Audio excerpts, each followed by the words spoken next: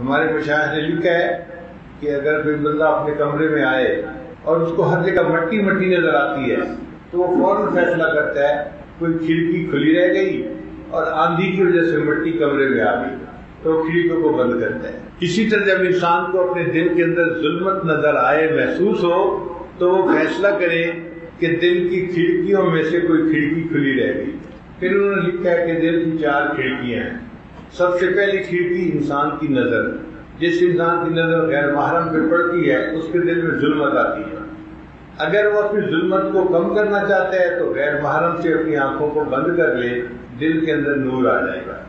اور دل کی دوسری کھڑکی انسان کے کان، جو بندہ غیبت سنتا ہے، جو بندہ گانے سنتا ہے، میوزک سنتا ہے، تو کانوں کے راستے سے دل میں گناہوں کی میل داخل ہوتی ہے اور دل سیاہ ہو جاتا ہے۔ اور تیسری کھڑکی انسان کی زبان، اگر انسان اپنی زبان سے نیکی کی باتیں کرے تو دل میں نور جاتا ہے، اور اگر زبان سے فحش گفتگو کرے، گندی باتیں کرے تو دل کے اندر ظلمت جاتی ہے۔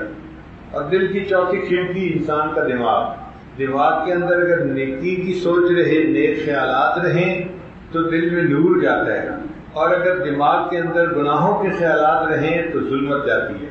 حضرت مجدد ثانی رحمۃ اللہ اپنے مکتوبات میں لکھا ہے کہ انسان کے دل میں سب سے زیادہ ظلمت اس وقت جاتی ہے جب وہ اپنی سوچ میں گناہوں کا خیال لا کر مزے لے رہا ہوتا ہے۔